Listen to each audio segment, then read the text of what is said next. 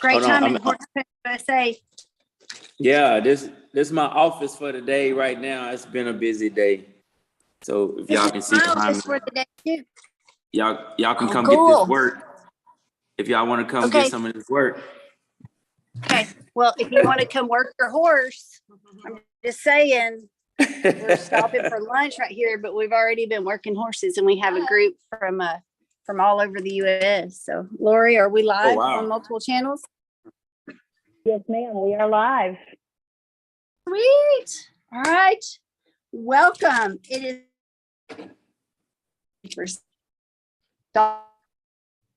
It is the Wi-Fi that's totally failing. Yeah, I know. I've been trying to get on this thing. Well, Kendra's Wi-Fi just totally clunked out. It sure did. Is it- She will be back. She will be back shortly. Okay.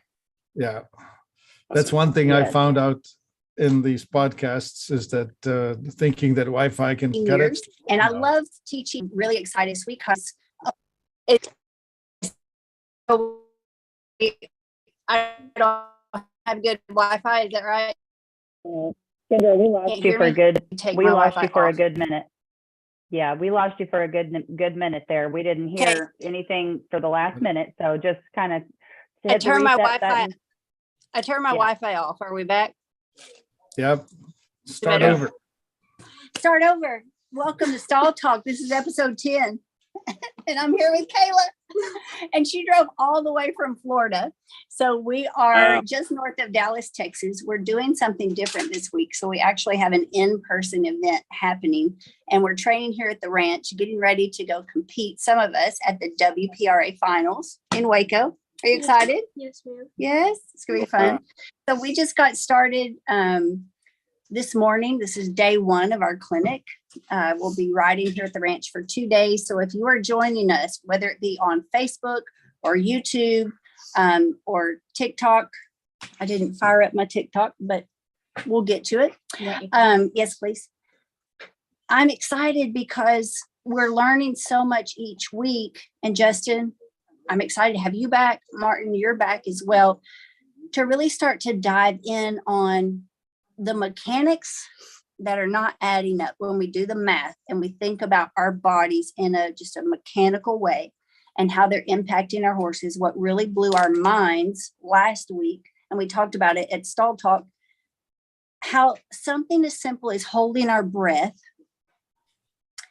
can change our posture and cause us to be more tense and cause other muscles to tighten up, and can actually cause us that tension can translate to our horse. So just holding our breath can cause us to have heavier hands, and horses hate heavy hands. At Stall High, we're taking a stand against heavy hands, and we're learning every day how to be light-handed and respectful of how much force is being applied to a horse's mouth. Justin Smith, will you remind us a little bit about your gold medal background? Because I love your story. Oh man, I don't know where to start sometimes with this. Can you guys still hear me, see me? Yes. Okay. Coming back from small intestine obstruction, I don't think I dove into that training for 2016.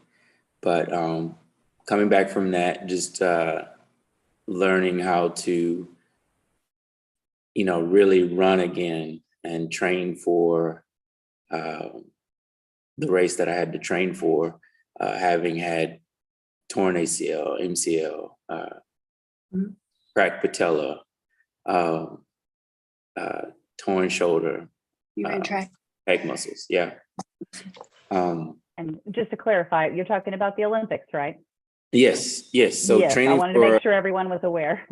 Yeah. So training for 2016 Brazil, I did have qualifying times to make the qualifying round for the trials. And then that's when I ended up getting hospitalized. But coming back for 2020, right before it was time to go, I got hurt again. But right before that, I won my first gold medal, and which was a lot of fun.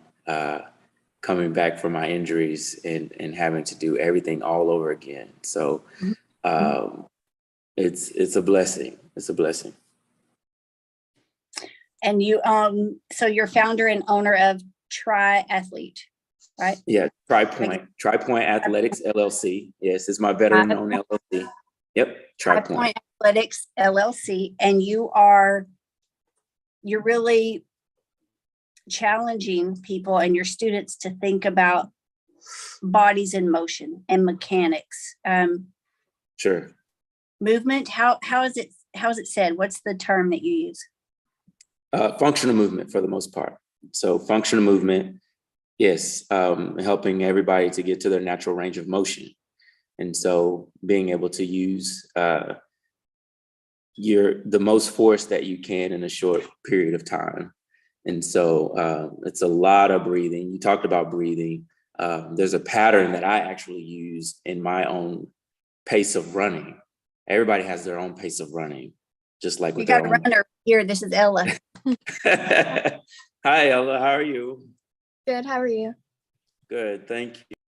Okay, so I think this is going to be interesting. Cheryl, can you let's scoot up here and let Cheryl kind of say something real quick. So we were just working Cheryl's horse, Justin, about functional movement. So when he comes back, we're going to ask about functional movement and being intentional, because it still seemed like this mare was asking questions and you could see it.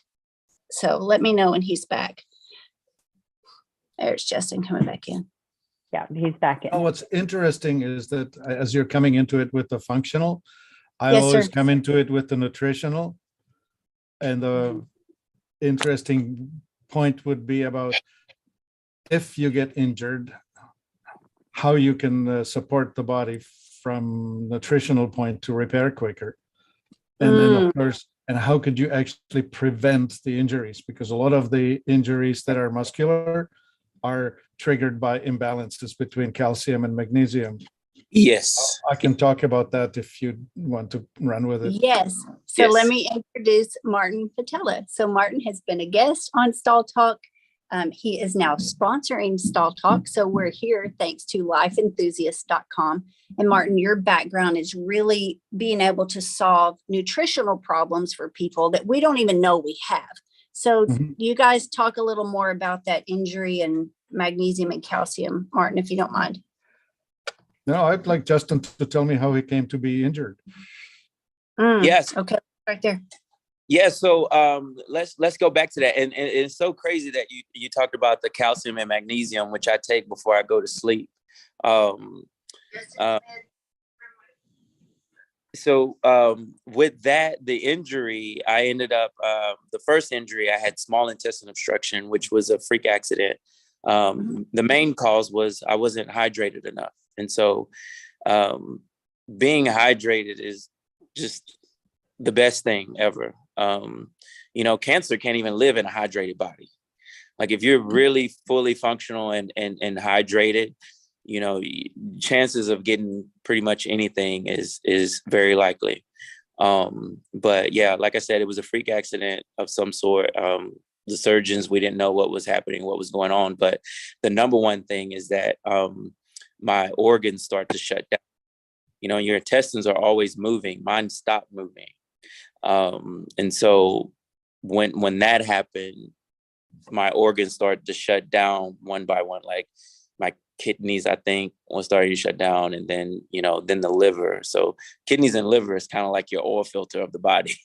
You gotta keep them clean. You can't, replace them or whatever. But coming back from that, staying hydrated, and of course, getting the nutrients that I needed.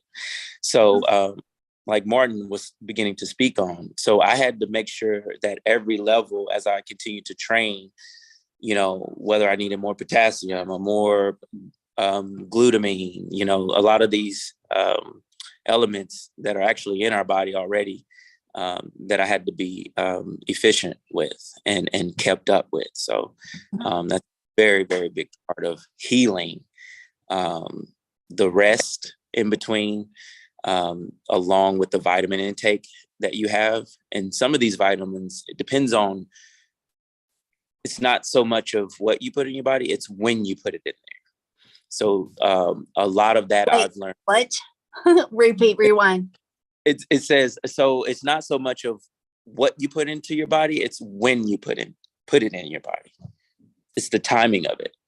A lot of times people dismiss things throughout the day, depending on how their body absorbs what they're putting in. You know, some of these things cancel out, and that's a whole nother thing I'm sure Martin can get into, where some of these things will cancel out depending on what you're eating and what you're drinking. So I had to learn that for my own DNA, my own body, and a lot of self-study, a lot of self-training. Like as I went through, as I still till this day go through the training development that I have my athletic trainer, and he kind of gives me these stretches that I do, and I can tell how tight my body is, and it depends on what I drank and what I ate the day before or during the week. I can tell how my body is responding to it. And that's just the learned behavior, you know, learning throughout the training that I've done for so long. Okay, so you're super dialed in. Yeah. Well, that's what we are learning here. That's what I want to be able to articulate and share, you know, visually display, so that my students here, these interactive members, can see what that looks like. You were talking about functional movement and functional motion. So what did you notice different about your horse this morning? So my horse's stride was very drawn in. She wasn't nice and fluid in her turns.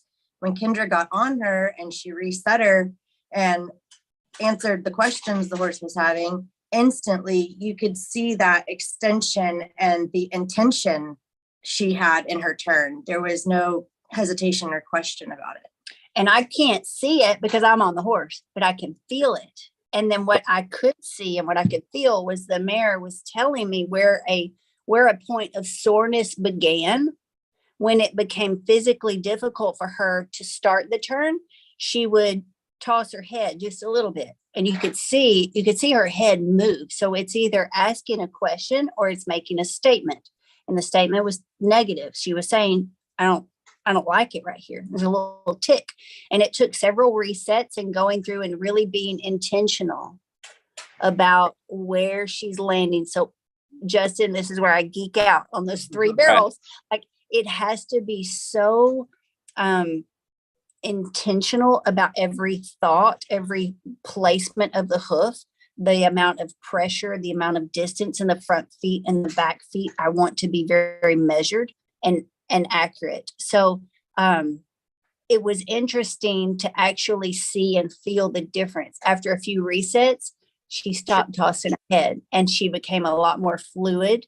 The stride increased. And that's what I want to be able to understand or coach on Friday at Stall. Sure. His name is Ronnie Clampett. He just said this, Martin and Justin, he just said this on Friday night in class. He said, what is true for humans is typically true for horses. So you're talking about gut health, taking the organs shutting down. And I immediately started thinking about horses that colic. Oh my gosh, we don't even think about other organs in jeopardy. So there's so many similarities already in conversation. Justin, how you're so dialed in, how long did it take you to get to the point to where you can tell when you're not hydrated enough? Also with breathing, I think it wasn't necessarily at that point that I knew that I wasn't dehydrated enough. I just automatically knew that was one of the causes, right? Because I grew up that way. I had asthma growing up, and I grew out of it. My mother has asthma, full-blown asthma to this day. My son has bronchial asthma, which is a little different. So I say all that to say, let's take it down to the basics, even for horses. So I grew up around horses. I raised cattle and hogs. And so you can always tell automatically with us humans or the animals, the breathing. And so once let's dial down a little bit to the basics of breathing and what that does, right? When you learn about anatomy and how the respiratory works and all that, right? We take in a deep breath, and what the oxygen does is supplies the red blood cells, right? It goes in, and the red blood cells supplies our muscles, right? Our muscles to what? Contract and expand. So when I use that, that knowledge in my mind when I'm running or when I'm turning or when I'm jumping for whatever it is, if I know what I put in my body that day, I know that my blood flow goes easier if I have the right nutrition going on. Does that make sense? So Yes. therefore my small intestines, right, will distribute it the correct way. And that was one of the main problems that they found in the small intestine obstruction, is that I wasn't getting what I was supposed to. So that was another. And it caused an injury. So some of our Yeah. riders here this week aren't on their regular horses. Kayla, right? You have one that's injured. Yeah, I have one that's injured. Yes, ma'am. What type of injury? She's back into it. I can start running her again. She had a tear in her front right leg on the tendon, Mhm. and it was like a 40% tear. How long And, did it take to heal? a couple months. She got it in June. We had state, and that Tuesday after state, we noticed her leg started swelling up. And before I left for Worlds at the end of July, I got an ultrasound that Friday before, and I found the tear. So she couldn't go to Worlds, so I took my other one as well. And since then, she just finally got back in she was probably clear a couple weeks ago. Okay. So Martin, what are some of the missing links that you can fill in for us nutrition wise, just as horse Yeah. stewards, and then wanting to take care of ourselves so that we can take better Yeah. care of our horse? Yeah, both the human and the horse mammals, we're about 95% similar. Yep. Like whether it's a dog or donkey or a horse or a human, physiologically we behave very closely. And so what happens is this balance. It's called electrolytes, and the major minerals in that are calcium with magnesium. They control or oppose one another. Calcium is responsible for shortening, as in like contraction of a muscle, and magnesium is responsible for relaxing, for lengthening. So as you're moving an opposing thing, like I'm going to show it to you with my arm, as I'm make a curl, the bicep is shortening, but the tricep is lengthening. Right. Even better example, which I can't show you, is when you're trying to run, your quadricep, the top of your thigh, is shortening when your knee is going up, and the hamstring that's on the other side, opposing side, needs to be lengthening. And if you don't have enough magnesium on board, then the lengthening is slower than the shortening, and you push and you pull a muscle. Yes. The classic football player's injury is pulled hamstring because he's not enough magnesium on board. What? So is this happening with our horses? How do we know if we're not getting enough calcium and magnesium to our horse, but we're paying exorbitant? The trouble with the American soils is that calcium is richly present, but magnesium is not. So when you're growing stuff with the NPK fertilizer, you're pushing the growth, you have plenty of green, you have plenty of height, but the mineralization is lacking. So you would only know it by how they behave. Yeah.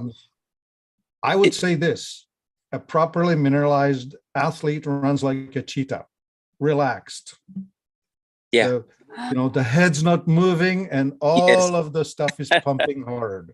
Like you're doing 60 miles an hour and the head is still. Yes. So No clenching. So when I run, I mean, even growing up, people would say they love to watch me run. And as I practice sometimes at TCU and some of the other universities around, they say I run like a gazelle. They say, it looks so effortless. And I'm thinking like, I'm working my butt off here. But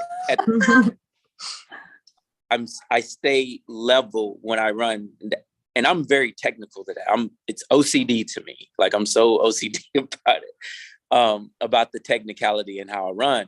And sometimes I can't see myself, but I work on it continuously, and it feels good to get some of that feedback. So I know exactly what Martin is talking about, because that's how I got hurt for 2020, was that even for the horses, there's a certain turnover speed. The turnover is from when the hoof comes up and under and gallops again, right? That's the turnover speed. And so that's what I have to do with my heel. And so what he was explaining as when it's called the top of the leg is shortening when I raise it up, and the hamstring has to lengthen, right? It's like the antagonist protagonist type deal going on.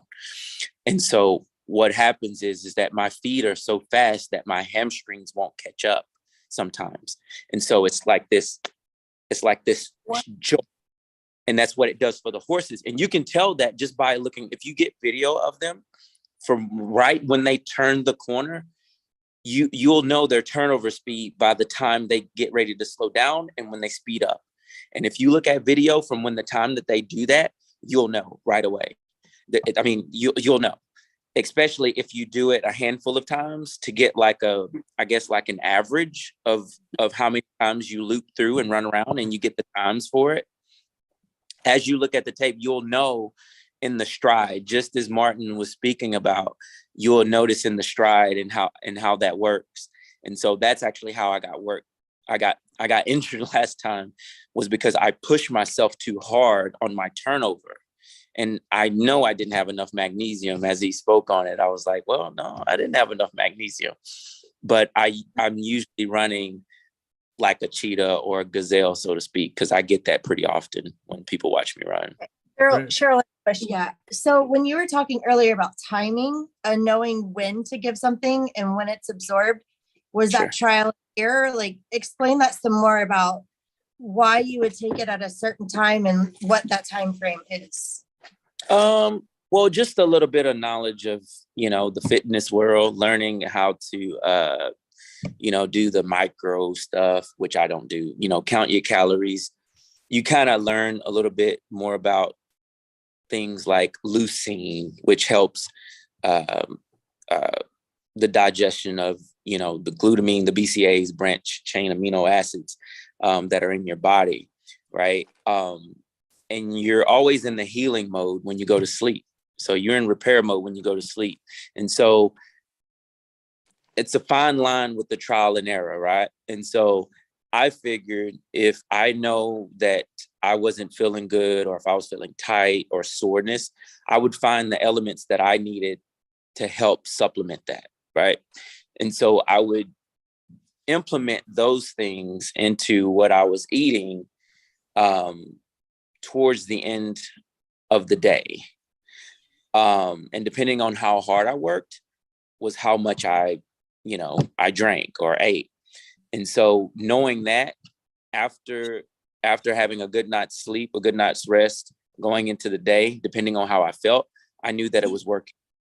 So during that stage of like a week of time and then the 21-day rule, I tried that every other day. And then, for whatever I needed, I kept going in that pattern.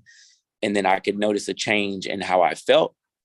I would actually like to butt in on that with the physiology, which is You're describing the balance of the autonomic nervous system, two branches, sympathetic, parasympathetic. Sympathetic is the fight or flight, stress, run, and the parasympathetic is rest, repair, digest, sleep. And the sympathetic is triggered by calcium and parasympathetic is triggered by magnesium. So you need to push the magnesium in the evening. Yes. And that's when you're going to do the most repair overnight. And the other thing that's really important, the most parasympathizing nutrient is chlorophyll, which you will find in dark green things. Yes. So in humans, that would be chlorella, wheatgrass, barley grass, that sort of stuff, alfalfa. Yes. I think horse will naturally get it, but you would like to try to get them something green rather than something that's exactly. Yeah, and people ask me, well, what are you eating? And I was like, I don't eat a lot of meat. So I tell them green leaves and berries. That's what I tell them. I eat leaves and berries. So, Like what? So But- what's your daily diet look like? so leaves and berries. And so it varies. What's normal is I do supplement with some actual protein, like what most people will call a meal replacement, but I make sure it has the nutrients that I need in it. And then I supplement from that. So, shakes throughout the day. And then of course, leaves and berries, like, a salad. Salad, Yep. salad Yep. berries. What Yep. kind of berries? Strawberries and berries? Leaves and berries. The best I berries we have, can y'all hear me? I think I'm losing. Yeah. Okay. So mainly blueberries, strawberries, just all the berries. Blueberries and strawberries are my favorite. And then Right. I'd have mixed greens, mainly spinach, asparagus, those type of things. Yeah, any dark green leaves. And I eat them by themselves. Like I don't add the cheeses and all the ranch and all that stuff. I eat it. Champagne dressing that I love from Albertsons so much. I eat it. And I eat olives it and just artichoke. the horse eat it. I would like to throw in this. I would like to throw in this. We make it easy. My company is making the Exula superfood. So we actually make these green blends they come to you in a bottle, and you can actually wow. just scoop it and put it in a glass of water or a glass of juice or whatever, swirl it with a fork and drink. You're good. Wow. That sounds good. I need to get Yeah. connected with that. Yeah. Yes, lifeenthusiast.com. So Martin, I'm excited that I met both of you guys because we as a membership, right? So here, Robin's here. Oh, Robin thought she was gonna sneak out. Mandy, Mandy. Shelly's over here. Like we have such an incredible group of riders at Stall High, and we're just the more we're learning, the more we want to know. Yeah. And Right. because we see the difference it makes in our horses. You cannot deny what we just did in like a 7-minute time frame, changed the stride of her horse, the comments, the statements, the anxiousness. I mean, it just changed, and such tiny things. It's just being just intentional, knowing what to watch for.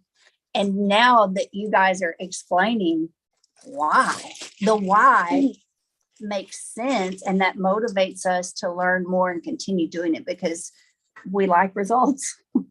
We've done things the hard way long enough. So if we can make things easier on ourselves and our horses, we're very motivated to do that at Stall High. Martin, Yeah. tell us more about your greens. Well, How do we try that? Well, in our shop, we have now a 30-year tradition of making this Exula brand. And we have 30 different mixes. And some are heavily green, and some are heavily purple, and some are the full rainbow. And so it depends on what the person needs at a time. We have one that's called Strata Flora, which deals with the digestive, from the mouth to the anus, the inner digestive. We have one called New Liver, which makes you liver rebuild. We have one called Heart Formula, which has to do with the circulatory cardiovascular, right? Feeding that. So if you have problems there, we have a clean out for that. And then, of course, we have the building blocks. And there are two major groups with humans. One is kind of slow and needs lifting, needs stimulation. They tend to be kind of on the sleepy side, and we need to crank them up to get them up to speed. And then you have the other ones that are already quite nervy, jittery, needing a little bit of settling down. And for them, we have those green ones where when you push in the chlorophyll, it'll slow you down because it will activate the rest and repair. Are you connecting dots? I am. So are you, can we hypothetically connect those dots that horses that are too high and we call it on the muscle, that is their body language signaling they need more greens? Yep, that's what I would say. Automatic, Wow. yeah. They need more magnesium and they need more chlorophyll. Yeah. Yep. And the other ones that are the slow ones that are just not firing up, I would push some grain on them. Okay, wow. Yeah. Huh, There's And quite we- a few bullseyes there, a lot of what? a lot of bullseyes.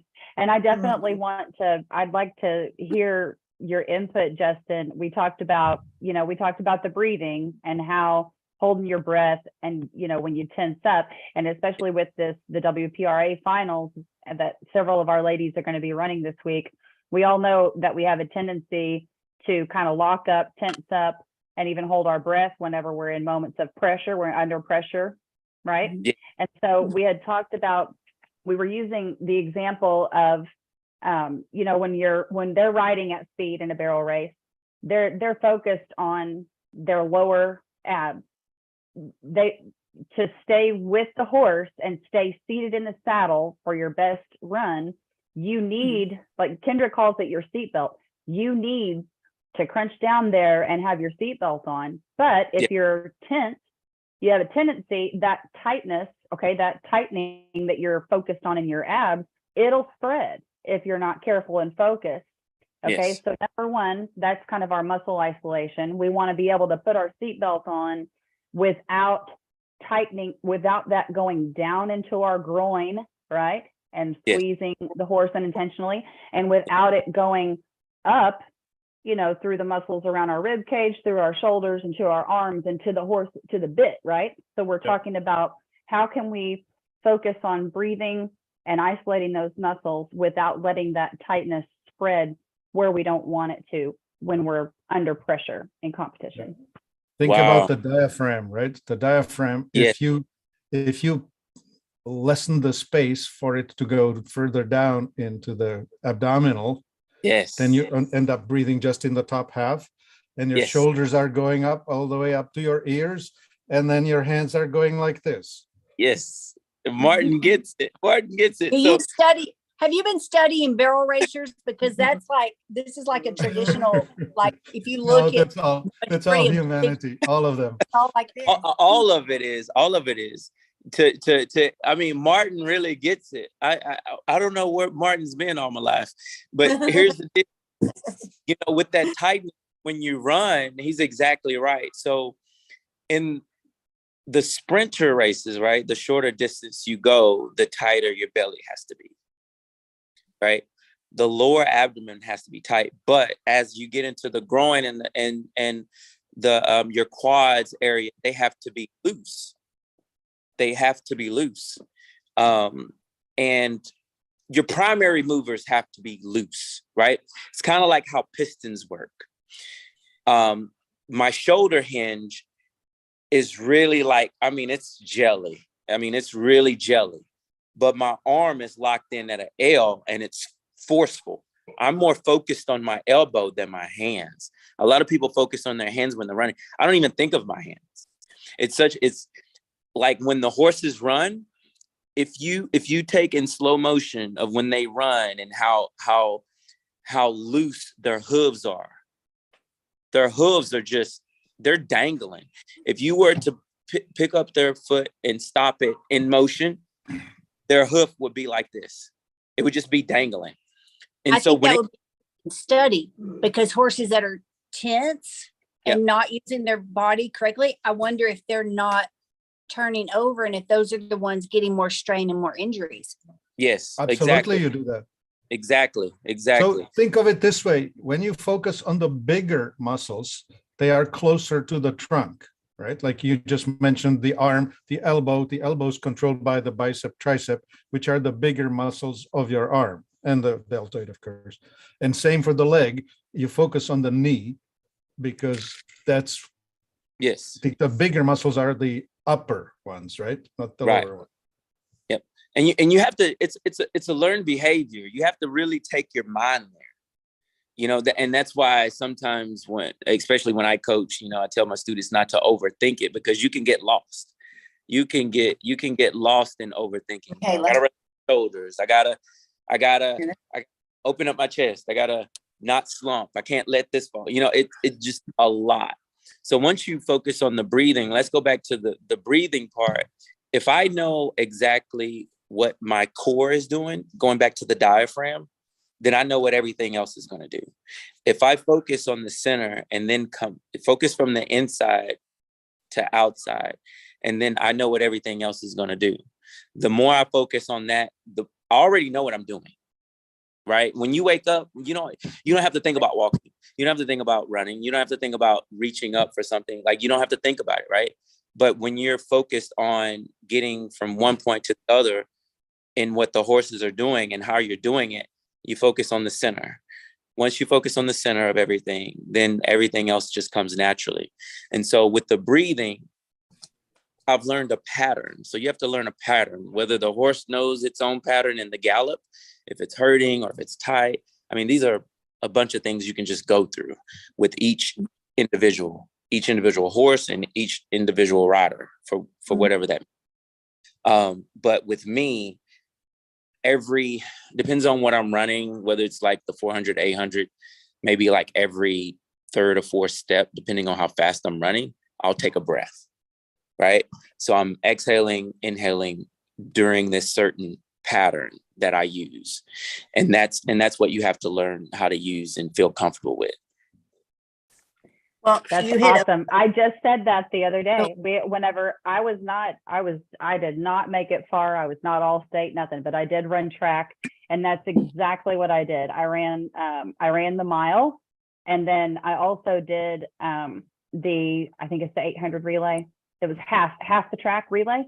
I can't remember what that was, but same thing there. And like you said, it depends on what you're doing and how fast you're going. If you're sprinting, then you can, like, if you're inhaling X number of steps and exhaling X number of steps, when you're sprinting, your legs are moving faster. So you can probably do for every 4 steps in and every 4 steps you're exhaling. But then when you're running a mile and you're trying to pace yourself, you might only be every 3. You know what I'm saying? Right. But we just talked about that. So I think to translate that is, when you make your runs on your horse, also, being able to find that pattern to make sure that is helpful. It's extremely helpful. It puts the focus, like you said, on your inside, at your core, from the inside out. I think that would be extremely helpful. So there's two things real quick. One thing that Martin was talking about, the diaphragm, right? This one main thing that I believe majority of people miss, right? And there's also a reset, right? If you get off pattern, you can do a reset by just simply taking a deep breath, and I do that by 3s, which represents the Trinity. And we can go over that another time, but 3 deep breaths. But going back to the diaphragm, right? When we would go to the doctor or have a doctor visit and we do the stethoscope and they say, take a deep breath and all that jazz. For the most part, most people concave their diaphragm, which is the wrong idea. That's the very first thing. But probably 99.99% of people do that, is take a deep breath and their belly goes in. You concave your diaphragm. Your lungs go way down here. They go right underneath your rib cage. Your lungs come way down here. And when you take a deep breath and you're sucking in like this, it's like you're not allowing your lungs to expand. So think of an infant, a baby, when you lay it on its back. What happens when it takes a deep breath as it's sleeping? The belly rises because the diaphragm is relaxed. Does that make sense? So when you take a deep breath, that's when you relax. So taking the breath, you have to let the belly just open up. But anyway, that's a learned behavior too. So I'm just practicing the difference because nobody's ever pointed that out. When you go to the doctor, most people are sucking their belly in instead of pushing it out to breathe. Nobody's ever pointed it out that simple, but I'm like, oh my gosh. Most doctors don't even know why they're telling you to do that. They just want to hear the gurgles and bubbles in your lungs and stuff. but they're not helping us learn to breathe No. more No. efficiently, Lori. So I think you brought an interesting challenge. And all of us sitting here, like this is a challenge for us as a group, right? A Sure. community.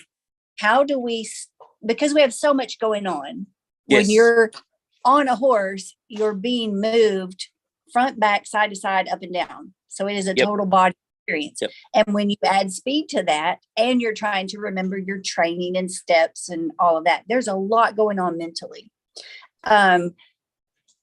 I think that's a beautiful challenge to figure out a So- way.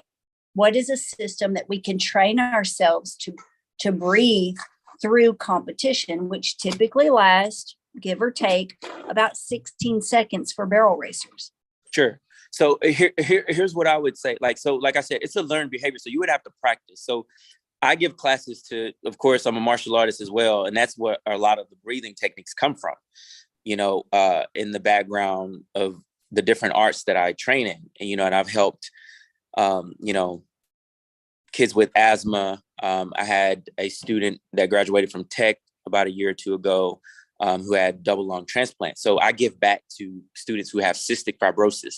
I don't know if you know what cystic fibrosis is, but anyway, she had double lung transplant, and I was able to help her she ended up having the best breathing test she's ever had when she was working with me and teaching her those techniques. And so with some of my kids, I teach them these techniques and I give them homework to do at home, because it's almost like everything that I teach has to take us all the way back from when we were an infant. The whole range of motion thing, like how babies would do this squatting motion, like the frog squat, which is like a yoga type pose. Like that's one of the main things, right? So I take everything back to when we were basically an infant, right? And as we grew into being a toddler, and then of course a young child and teenager, whatnot. But in the concept of how we move and breathe, I implement that in everyday life and everything that I do. So with each move and each step that I take, it's automatic with me. It's just automatic. And so I would like to butt in and just give you some basic exercises, which is this. Sure. You sit, you put your hands on your belly, like Okay. just above your navel, and then inhale and push those hands out. Just make them rise yes, on the Okay. inhale. And Yep. on the exhale, push it in. Yep. Okay. That's so good. That's so good. Right? So you go inhale and the hands go out. Yeah. And then you exhale, you can just blow it out, explosive. Yep. Okay. Be explosive, That's- be expressive. Okay. So that's your number That one is a breathing. very detailed. Yeah, I think that's something detailed that we can work on this week to have a visual as we're getting ready to go compete at this big race, this big event. Let's take that to Waco. Mhm.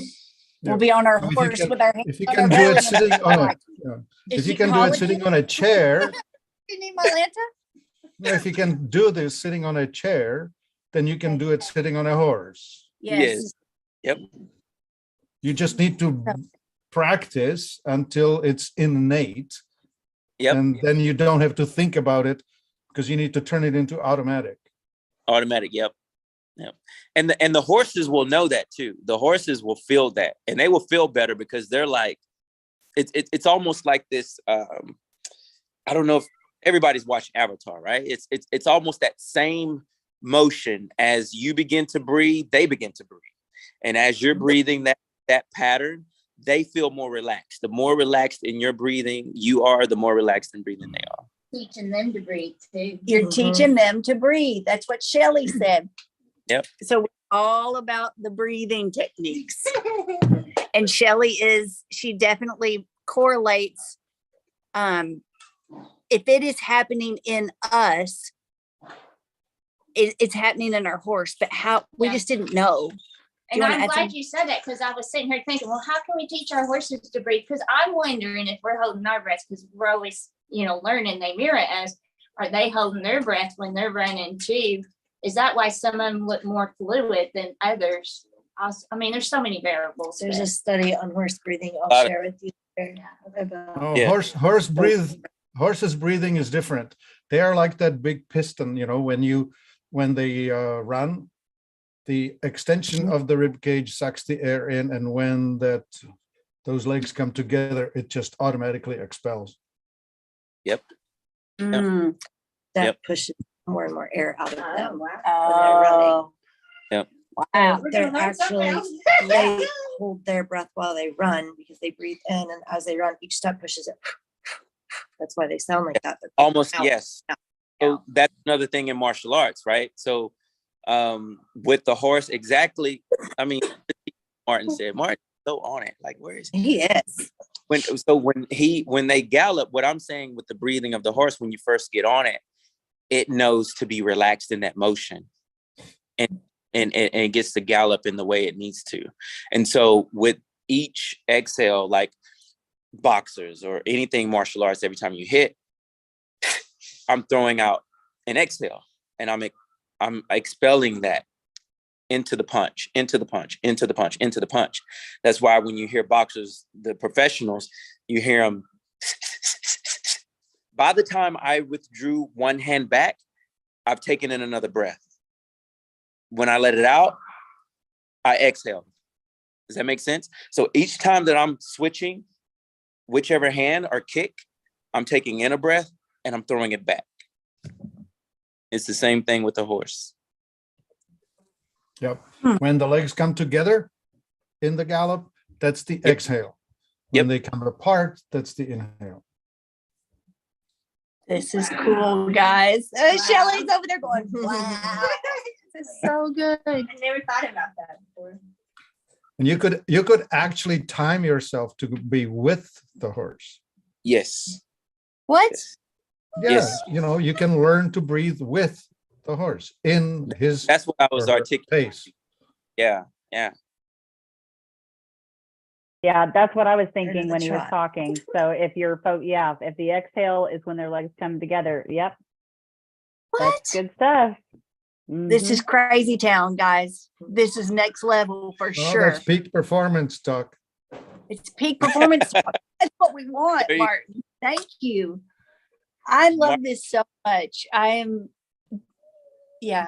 should have worn my glasses today because I really nerd out on this stuff. I want to learn more because it is fascinating. And I look back, not with regret, like what I didn't know.